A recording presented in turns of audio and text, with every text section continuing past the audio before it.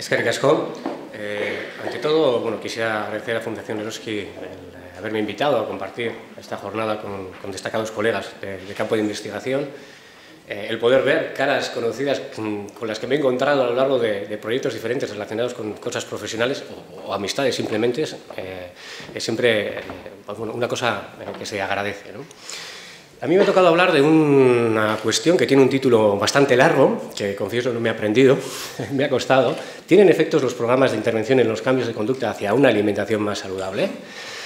Es un campo en el que llevo trabajando algunos años en el marco del Observatorio Nutricional de Vitoria-Gasteiz, que es una entidad formada por el Ayuntamiento de Vitoria-Gasteiz y la Universidad del País Vasco, que decidieron un día iniciar camino para trabajar en programas de promoción de alimentación saludable, de una manera sinérgica. Lo que sí que es evidente ante esta pregunta es que es totalmente imperioso que funcionase, ya que tenemos datos que asustan. Yo creo que casi ya es información que es a la que somos impermeables, pero si las vamos acompañando de otras que dicen que, por ejemplo, estas cifras de 40 millones de niños obesos en el mundo, como han comentado antes, no solamente en los países desarrollados, sino en aquellos en vías de desarrollo, pues la cosa preocupa, y que en 2025 van a ser el doble, preocupa bastante más. Aunque estamos, yo creo que ante una información que, nos resulta ya normal. A mí lo que sí que me escandaliza a la hora de preguntarnos si es efectivo o hay alguna manera de cambiar los hábitos alimentarios es encontrarme informes de marketing como este. Por supuesto que es posible modificar los hábitos alimentarios. Otra cosa es el sentido en el que se hacen. Esto, desde luego, a los profesionales de la salud nos tiene que hacer ruborizar y tomar medidas. En su caso, yo quise saber cómo esta gente, estas estructuras, llamémoslo así, consiguen tan eficazmente modificar hábitos alimentarios, mientras nosotros llevamos décadas sin dar un paso adelante y previendo lo peor. Me encontré palabras curiosas como disonancia cognitiva, que podía ser el nombre de un grupo de la movida de los 80, ¿no? Pero es un término psicológico que define una cosa importantísima que tenemos que tener en cuenta los que trabajamos en la promoción de la alimentación saludable. Define por qué, el que la gente haga aquello que sabe que no tiene que hacer. Yo sé que la comida fast food no es sana, sin embargo tengo una actitud positiva hacia su consumo, me gusta, ahora veremos por qué, y de hecho mi comportamiento es que lo consumo. Eso es disonancia cognitiva. Indagando un poco más, han salido algunos de estos términos en algunas de las ponencias anteriores. ¿Qué es lo que hace que la gente coma determinadas cosas? Existen teorías bastante antiguas, no son novedosas, que hablan precisamente del comportamiento humano, y la información en términos de comportamiento humano es un elemento minúsculo al lado de otros elementos que determinan la ingesta de alimentos, ¿no? Existen determinantes de la elección de alimentos biológicos, económicos, sociales, psicológicos, algunos de ellos se han comentado ya, y lo más interesante es que encima están desde hace décadas estructurados en teorías que sirven para predecir y para modificar el comportamiento. Teorías como la del comportamiento planificado, de la que yo hoy os quiero contar algunas cosas, porque para mí fue un descubrimiento importantísimo, fue de alguna manera estructurar todo aquello que, de lo que me daban pinceladas a veces en las charlas relacionadas con la nutrición, ¿no? Esta teoría, propuesta por un psicólogo llamado Axen en la década de los 80, dice que nosotros, todos en general, elegimos un alimento porque tenemos una actitud positiva hacia el consumo de ese alimento. Y esta actitud viene determinada por las creencias, experiencias, conocimientos de consecuencias. Pueden ser negativas o positivas y pueden ser por comerlo o no comerlo. Y lo vais a entender enseguida. Este niño, al igual que vosotros y vosotras, tiene con certeza el conocimiento de las consecuencias positivas de consumir habitualmente fruta y también el conocimiento de las consecuencias negativas de consumir habitualmente fast food. Sin embargo, esto queda aplastado por la experiencia negativa de llevarse a la boca una manzana insípida y por la experiencia positiva de llevarse a la boca algo jugoso, sabroso, calentito, y por lo que encima te han dado un regalo. Este es el valor de informar: esto es sano, esto no es sano. Aquí se queda, porque todavía hay otros determinantes del comportamiento, como las normas subjetivas. En casa les decimos a nuestros chavales que se tienen que comer las frutas y hortalizas, etcétera, ¿no? Pero el hecho de que esté aceptado o sea normal consumir fast food hace que, no nos planteemos que quizá ir a celebrar el cumpleaños de los peques al McDonald's es un problema. Aquí igual no lo vemos tan claro, pero, por ejemplo, en cuanto al consumo de alcohol, el ejemplo es más evidente. Es normal consumir alcohol, es normal salir al pinchopote. ¿Por qué nos vamos a plantear que debiéramos consumir menos? Hasta podemos sentir la presión. Después, cuando vayáis a la parte vieja, al que lleve el bote, decirle, no, a mí sácame agua. Es presión. Lo hemos visto con el tabaco. La gente ha empezado a dejar de fumar porque se han convertido en apestados sociales y no por el riesgo de cáncer. También la autonomía, el control percibido. Yo puedo tener una actitud positiva hacia el consumo de un alimento, puedo sentirme presionado, pero si no está en mi mano porque soy un niño y como la verdura cuando me la ponen en la mesa y no puedo coger una fruta antes de comer porque se me quita el hambre, pues no puedo ejercerlo. Pero cuando puedo sí que lo hago. Si tengo dinero y una tienda de chuches delante, empiezo mis primeras transacciones comerciales de una manera bastante curiosa, ¿no? Para que se vayan afianzando. Todo esto, según esta teoría del comportamiento, influye en la intención, el deseo, en las ganas, el intento de consumir un alimento y a la postre en la propia acción. Está estructurado qué nos lleva a consumir un alimento o a no consumirlo. Y sirve para predecir el comportamiento. Nosotros hemos tratado de aplicar esto en un programa piloto que llevamos desarrollando ya desde hace algunos años, que es un programa destinado a fomentar el consumo de frutas y hortalizas en la población infantil de Vitoria-Gasteiz. Es en el colectivo en el que nos centramos, porque, como os diría mi madre, los mayores ya sois mayorcitos, y en cuya segunda fase, que acabamos de terminar el primer año, hace nada, queríamos incrementar el consumo de frutas y hortalizas en niños escolarizados de 8 a 10 años mediante un estudio controlado con 100 niños o 4 aulas en un grupo de intervención y 100 niños o 4 aulas en un grupo control. Tenemos un equipo multidisciplinar, liderado y en el que la mayoría son dietistas, nutricionistas, pero hay sociólogos, cocineros, epidemiólogos, han participado agentes importantes también en el proyecto. Hemos implicado a los colegios, a las familias, a los productores, a los cocineros. El programa está basado en los determinantes del comportamiento, como ahora os comentaré, y hemos evaluado tanto el proceso como los resultados, porque aquí resulta crucial conocer también cómo va el proceso y lo vais a entender a continuación. El programa se llama 5 frutas y hortalizas, la salud te garantizan, Bost fruta eta barazki, osasun erakoaski. Consta de 14 sesiones de 1 hora de duración, implementadas cada 15 días durante un curso escolar completo, es decir, 14 horas, quedaos con ese contenido, ese límite, son realmente 14 horas, modular y con lemas, en el que enseñamos a los participantes del grupo de intervención por qué hay que consumir frutas, cuáles hay que consumir, cuántas hay que consumir, cómo y qué elementos dan ganas de, o qué actividades dan ganas de consumir frutas y hortalizas. Hazlo sencillo. Esas 5 claves son y resumen un programa anual de 14 horas. De hecho, tienen esta planilla, que no es otra cosa que un álbum en el que van pegando los lemas de los distintos ítems trabajados. ¿Por qué hay que consumir frutas y hortalizas? Porque son saludables, tienen fibra, antioxidantes, agua y potasio. Pero quiero dejar claro que solo hemos utilizado 2 sesiones de 14 para trabajar aspectos de salud. Solo 2 de 14. ¿Por qué? Hemos utilizado técnicas de persuasión, por ejemplo, el Elaboration Likelihood Model, que lo que hace es ayudar a entender a quién tienes delante a la hora de transmitir un mensaje, y creo que no es desacertado decir que a los niños la salud, consumiendo o no consumiendo frutas, se la resbala en esa época de la vida. El mensaje no penetra, no penetra. Yo, si quiero que mi hijo me haga caso, tengo que decir algo de Star Wars, por ejemplo, ¿no? Si está un poco revuelto. Y esto es lo que dice el Elaboration Likelihood Model. Tenemos que transmitirles algo y hay que engancharles de alguna manera. Les hemos puesto modelos más cercanos a ellos, que no son superhéroes, no son científicos, sino 2 niños, un niño y una niña, que de verdad realmente consumen habitualmente frutas y hortalizas en cantidad adecuada, ¿no? Y que son conscientes de que aquellos que les dan la matraca con que tienen que comer más frutas y hortalizas no son precisamente el mejor ejemplo. Empiezan a comer bien cuando les sale el asterisco en el colesterol a los 40 años. Y les pedimos que nos ayuden a convencerles para consumir frutas y hortalizas, con lo que se implica más. Ya no somos unos científicos que queremos que ellos coman mejor, vamos de sabiondos y todo este tipo de tratamientos paternalistas que muchas veces tenemos con los niños, ¿no? Entran, les mola mandar a papá y a mamá, ¿no?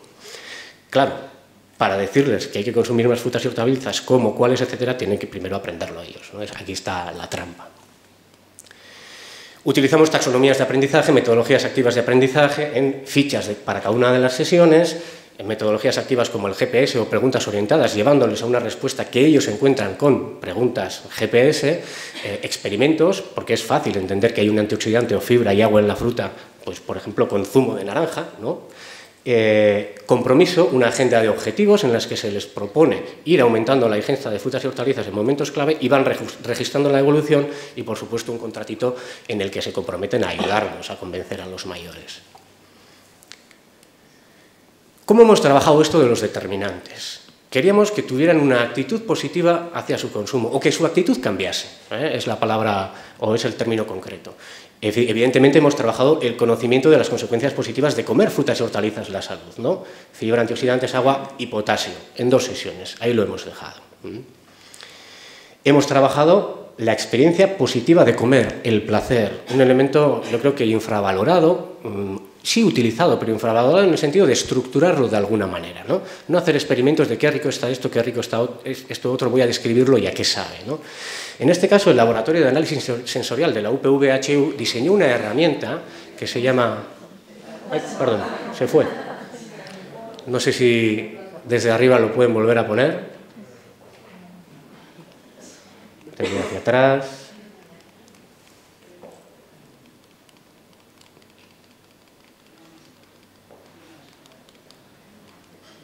Aquí es donde estábamos. Diseñó la senchuga, la lechuga de los sentidos. Es una herramienta en la que los chavales que participaban en el programa describían a ciencia cierta o identificaban descriptores certeros de las sensaciones que percibían a la hora de consumir determinadas frutas y hortalizas, algunas de consumo habitual y otras nuevas. Es decir, es ácida, es dulce, deja fibra en la boca, se disuelve fácil, es seca o es más jugosa. Y luego decían si nos gustaban o no, si les gustaban o no esas sensaciones. Es lo que llamamos el proceso de aprendizaje. Lo que habéis hecho todos y todas cuando dejasteis la leche materna. Nada os gustaba, pero habéis acabado siendo sibaritas de más de uno de esos alimentos, porque lo habéis aprendido a apreciar. Les capacitábamos de alguna manera sensorialmente. También hemos trabajado la recompensa, es una cosa que funciona, aunque a veces nos llevamos las manos a la cabeza, y de hecho las recompensas materiales funcionan más. Hay que tener mucho cuidado, en este caso eran frutas y hortalizas o salvamanteles con el plato de Harvard, este tipo de cosas, orientadas a un estímulo positivo. Hemos trabajado la presión del entorno, esto era una cosa estimulante e interesante, de la forma habitual, haciendo que bueno, los padres y profesores tuvieran mensajes para lanzar a los críos, de manera que se sintieran, bueno, me están dando la matraca, algo presionados, pero con otra herramienta interesante que es, bueno, en este caso, en casa hicieron, por ejemplo, un concurso de ensaladas con verduras y hortalizas que previamente habían comprado en el mercado de Santa Bárbara, de productores locales, en Vitoria-Gasteiz, donde se compran las mejores frutas y hortalizas de la ciudad. Y luego teníamos lo que se llama el frutómetro, que es una herramienta que, digamos, adaptamos de otra serie de programas que habíamos visto, que constaba de 2 elementos. Una pequeña tabla que estaba en la pared del aula, en la que los chavales iban poniendo sus nombres y cuántas frutas y hortalizas iban consumiendo a lo largo de una semana cada mes. Al finalizar esa semana, se promediaba la ingesta de frutas y hortalizas del aula, era un trabajo colectivo, queríamos saber en promedio el aula cuánto consumía, y se apuntaban en este frutómetro, que era un vinilo de 1,5 metros que tenían permanentemente en el aula, de manera que apuntaban el promedio de verduras consumidas ese mes y el promedio de frutas consumidas y el consumo global. Con esto podían ver 2 cosas. Si iban aumentando o disminuyendo el consumo a lo largo de los meses en el programa, y la más importante, no podían dejar de ver que fulanito en clase era el que más comía y que menganito era el que menos comía. A pesar de que nosotros insistíamos que no era una competición, era un trabajo grupal. Trabajamos la autonomía con la disponibilidad. Esto era una cosa interesante. Las empresas de catering que proveían el comedor escolar del colegio nos facilitaron el que los chavales pudiesen elegir, porque no sirve de nada querer consumirlo si yo no lo puedo elegir, sustituir algunos de los platos del menú semanal por ensaladas y algunos de los postres por frutas. Más o menos podían elegir cambiar aquellos días que no había verdura y no había fruta, 2 ensaladas, elegir 2 ensaladas o 2 piezas de fruta cada semana. Ellos podían elegir el menú. Los acercamos a Canales, la Plaza de Santa Bárbara, con nuestros productores locales.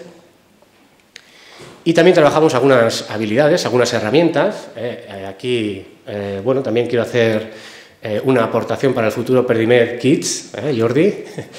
Por ejemplo, les decíamos que era más fácil llegar a consumir 3 frutas si en el desayuno las comían, ya serían frases de nueva generación, ¿no? Si en el desayuno fruta ves, ya estás más cerca de 3, y más, digamos, pragmáticas y menos, digamos, aprendizaje a lo largo de la vida, o comidas y cenas son ratos de verduras en el plato, una traslación del plato de Harvard a un refrán, ¿no? Aquellas acciones que les facilitaban consumir frutas y hortalizas, que te daban ganas de consumir frutas y hortalizas, eran algunas concretas y que están también reflejadas en la bibliografía. Estar cercano al cultivo y producción de frutas y hortalizas te dan ganas de comerlas. ¿Qué haríais vosotros y vosotras si tuvierais delante una tomatera con un tomate jugoso, bien rojito, a estas horas? Los chavales plantaron fresas, plantaron tomate cherry en casa y visitaron a algunos productores locales de la zona, además en explotaciones en ecológico.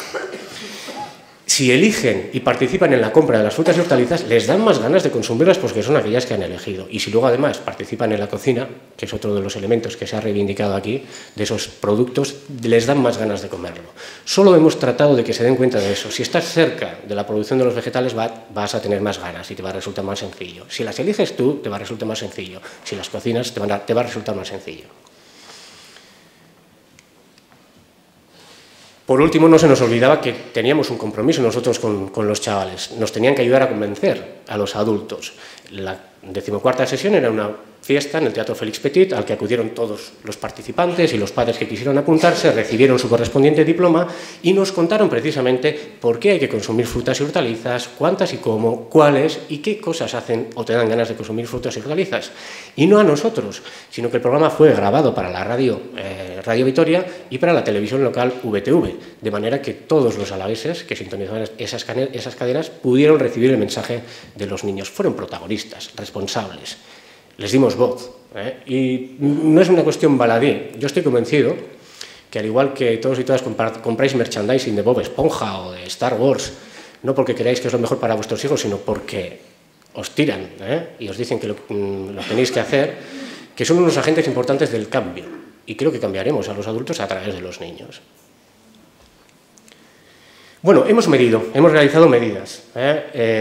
Antes de iniciar el programa, en la mitad y al final. El impacto en los determinantes del comportamiento alimentario. Hemos cambiado la actitud, hemos cambiado las normas subjetivas o la presión que sienten, les hemos hecho sentir más autonomía a la hora de consumir fruta, tienen ahora más intención para el consumo de fruta. Hemos medido también algunas variables socioeconómicas. Bueno, el impacto en los determinantes, se me olvidaba decir, está hecho en base a manuales para investigadores, en este caso de la Universidad de Newcastle. Ha sido un proceso complicado porque están pensados para adultos y trabajar con niños es harto complicado. Todo esto también, evidentemente, ha pasado su correspondiente comité de ética. Y está validado para el colectivo al que está dirigido el cuestionario. Y por último, evidentemente, el objetivo final, la ingesta mediante un registro validado de 7 días, cotejado con un recordatorio de 24 horas, porque a pesar de que estaba validado, era autocumplimentado y queríamos ser un poco quisquillosos. Os presento algunos datos que son flojos en principio o preliminares, pero interesantes, porque acabamos de terminar el verano pasado y acabamos de iniciar el segundo año. El equipo es relativamente pequeño en la ejecución, si bien en el diseño veréis que somos bastantes y no tenemos tiempo para todo, pero hay datos curiosos en cuanto a la elección de frutas y verduras o ensaladas en el comedor. Tenemos aquí una gráfica en la que se representan las elecciones promediadas y además me interesa presentarlas a pesar de que pueda parecer una cosa contraproducente. Las elecciones del grupo intervención en azul y del grupo control en rojo, en este caso de frutas y en este caso de ensaladas, promediadas en función de la oferta que les hacíamos. De manera que si se mueven en torno al 0,5%, o al 0,5%, perdón, es que elegían la mitad de las opciones que les dábamos. Si eran 2 ensaladas a la semana y 2 frutas a la semana, comparando con lo que comían habitualmente en un menú cerrado, solamente en la comida estaban comiendo una ensalada más y una pieza de fruta más. Y tanto el grupo de intervención como el control. Este es el poder de darles a elegir. Aunque esto también es un poco discutible, tiene su parte oscura, si queréis luego la comentamos. Y en cuanto a la ingesta de fruta, verdura o la global, antes y después del programa en el grupo de intervención y en el control, podéis observar cómo en el grupo de intervención empezaron comiendo una ración y media de fruta al día y han acabado comiendo 1,8 raciones de fruta al día. Un cambio que en ese grupo es significativo. Y en el control, bueno, la ingesta se mantuvo más o menos similar. Como lo que nos interesaba, evidentemente, era controlar el estudio, el aumento, el incremento en la ingesta de fruta del grupo de intervención con respecto al del grupo control ha sido significativo, aunque entiendo que estáis pensando en los números, pero ahora veremos qué es lo que ocurre. En cuanto a la verdura, sabíamos que era bastante más difícil, es el hot point aquí. El incremento producido en el grupo de intervención es apenas mencionable, de hecho no es significativo. El del grupo control no se ha movido, pero sin embargo, si analizamos los cambios, porque parten de puntos diferentes, sí que han sido significativos, o el incremento en la ingesta en el grupo de intervención es significativa con respecto al del grupo control, si bien estamos hablando de una cantidad muy pequeña.